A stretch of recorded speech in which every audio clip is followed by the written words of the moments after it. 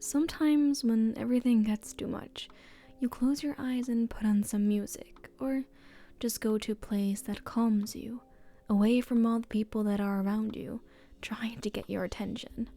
When you cover your ears, the sound gets muffled and you're able to relax, even more so when you wear something that blocks all the sounds. Except when you can read minds. Matthew hated this so-called superpower. He would rather have something like super strength or even a dark power. But no, he had to be granted the ability to read the thoughts of other people, which also meant that his world was full of voices the entire time. The only break he would get was when he was touching someone. He would only read the mind of that person, so not entirely peaceful, but still better than 1,000 different people screaming in his head. Matthew was pretty good at hiding it nowadays. When he was little, he would have lots of headaches and he was sick a lot, but as he grew older, he started to ignore the voices and focused more on making friends. He was very good at that. He could just read the thoughts of a person trying to be his friend. If that person had other thoughts than just curiosity about him, he would make sure to get as far away from that person as he could. Sometimes it was very convenient. He did have trouble with his parents about it. He never actually told them he could read minds. He tried as a kid, but they just put it as the imagination of a child. He was glad about that now, since he could freely go in their minds without them knowing someone was listening. It also hurt. He had discovered that his father was having an affair pretty early on. He never directly told his mother, but he did give her hints about it. That he wasn't coming home on the time he was supposed to, or that he smelled of another woman's perfume whenever he got back from a business trip. It was the small things, but it eventually helped his mother find out the truth. She quickly divorced him and took Matthew and his little sister with her. He didn't really have any contact with his father anymore. As he went to high school, the reading minds only got worse, and he hung around the bad type of people, just so he could get away from all the depressing thoughts that would flow into his mind. He went from a lot of friends to one real one. Derek just cared about him and not that he was popular. His thoughts were also very clean most of the time.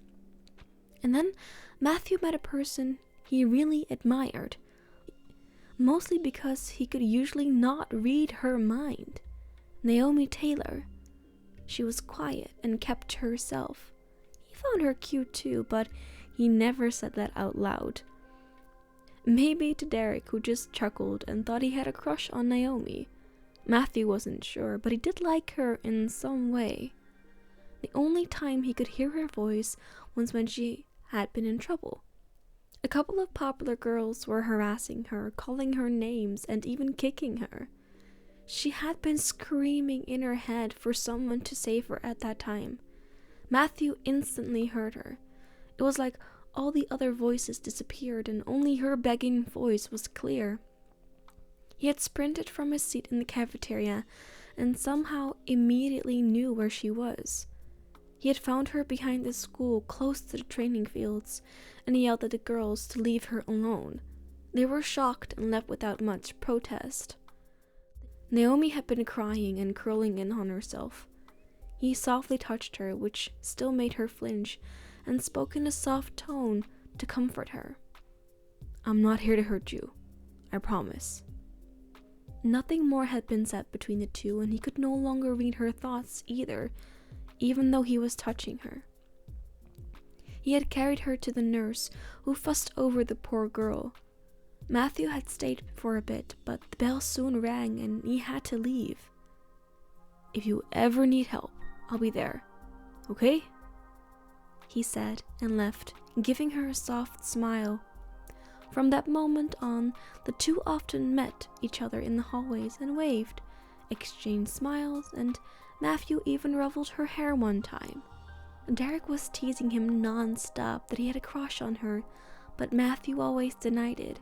He liked her, yes, but right now it was just fascination. She was the only one he could not read the thoughts of. unless she was screaming, which he did not like, but still happened every now and then, or singing. Matthew was glad with the somewhat friendship he had with the shy Naomi. He treasured the moments they had, and he gradually started to actually like her, just like Derek had teased. He was still unsure about his feelings, but he thought it was better to hide them. It would probably freak her out, not to mention that he would have to tell her that he could read minds. He never told anyone, but he was sure he could trust her with that information when the time came. Matthew sighed. He had a real strong headache.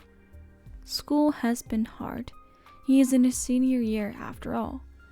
Exams were coming up and everyone was worrying about it. All the depressing thoughts were swarming in his head and he could not think straight. History had never been more difficult to go through. He usually loved this subject, but now all he wanted to do was sleep and leave. An ear-piercing scream suddenly resonated through his head. He immediately knew who it was and turned his head towards the girl that he had a crush on. Naomi stared at him as well, and at that point, he knew he had fucked up. She was staring at him with wide eyes, and her mouth was open. She was sitting to his right, and they blinked at each other for a moment. "Matthew!" The voice of his teacher called out to him, and he snapped his head back towards the woman. "Stop staring at Naomi and focus, please." The class started snickering, and he couldn't help the blush that covered his cheeks. He turned his eyes towards his notebook and picked up his pen, acting as if he was taking notes. His eyes sometimes went towards Naomi, but she did not look at him at all. Did he actually just screw up? Did he throw away his friendship with one of the few people he actually liked? He could not hear any more thoughts of his classmates, just his own depressing ones. The lesson could not have ended sooner, and he just stayed slumped in his seat when the bell rang. The teacher had already left, and he ignored Derek, who tried to get him out of the seat. He had his head leaning on the desk and just wallowed in his self-pity. A small hand ruffled his hair, and he slowly looked up. Naomi was softly scratching his scalp, and he just let her. He was afraid that if he did something, she would leave. "Matt?" Her voice was soft and caring. It made him sit up a bit, her hand not stopping on his head. "Are you okay?" She sat down next to him, and he leaned into her touch. "No," he whispered, opening his eyes to look at her sadly. "I'm sorry." The pain in his voice was strong, but Naomi just gave him a smile. "For what? Reading my mind?" Matthew flinched. "Straight to the point, then." "Well, yes, but you have always been hard to read, just..." He trailed off, not knowing what to say. His eyes wandered to the classroom that was empty. "I just got really scared when I heard you scream again." He finally settled on. He had no idea what to say. Naomi hummed. Again? You heard it before?" she asked, her hand trailing down to his cheek. He was surprised by this, but he did not hate it. She had never really been one to give physical affection. He wasn't complaining, just observing. "Yeah, remember the first time we met? When I saved you from those ugly girls?"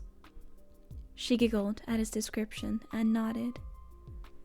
"That was the first time I read your thoughts." "So you can choose whose thoughts you want to read?" Matthew shook his head. "No, I always hear thoughts, all the time, unless someone is touching me." He put his hand over hers that was still on his cheek. "I can only hear the thoughts of that person then, but you have always been quiet. I like that about you." The words just flew out of his mouth. He had kept this to himself for years. He was finally able to let it all out. Naomi giggled, and a strange look crossed her face. Oh, he really wished he could see into her head right now. "I'm not as innocent as you think," she mumbled. Matthew caressed the back of her hand with his, but didn't say anything. There was a comfortable silence between the two as they just stared into each other's eyes. She was beautiful. She was so beautiful, and he couldn't stop thinking about it. Her hazel eyes were soft and slightly hidden behind her glasses. Shit, he's in love with her. Huh?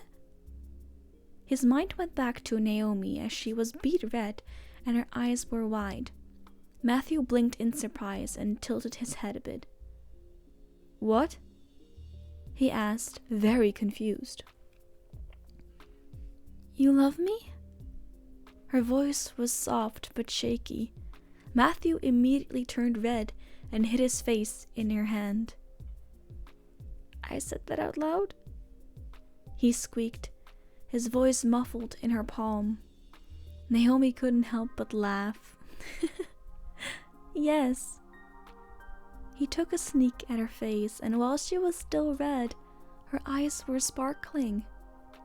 Matthew groaned but looked at her again, fully turning his head to her. "I love you," he whispered, slowly getting closer to her face. Even though Naomi had heard him before, she still averted her eyes and blushed even more than she already was. Matthew laughed this time. "Can you read my mind now?" she asked, looking back at him. Matthew leaned his forehead on hers and closed his eyes, trying to focus on her thoughts. "I love you too." He grinned as he heard the soft echo of her voice inside his head. He opened his eyes and quickly swooped in to give her a kiss on the nose. Naomi giggled and reached her other hand out to caress his cheek. Naomi suddenly leaned in and kissed him on the lips. Matthew was surprised for a second, but soon melted into it. It was soft and sweet. He tilted his head slightly to capture her lips better, but other than that, he just let her take control. Naomi didn't really do much more, but it felt like heaven for the both of them. "Matthew, Naomi!" The two jerked back, a smack sound leaving their lips as a teacher called their names, their faces red and eyes wide as they turned to the teacher, glaring at them with their arms crossed. "If you want to canoodle, do that in private, not in a classroom. Leave." Matthew quickly packed up his stuff and grabbed Naomi's hand, who was looking at the ground in embarrassment. He gently pulled her with him while apologizing to the teacher. When they were in the hall, they continued to walk together, hand in hand. They shared a look and burst out in laughter. Matthew leaned in slightly and bumped her shoulder. Naomi leaned her head on his arm and interlocked their fingers together. There were some weird stares, but they ignored it all. The two of them were in their own bubble. The after effects of the "I love you" was still clear in their minds. It was nice. It was euphoric.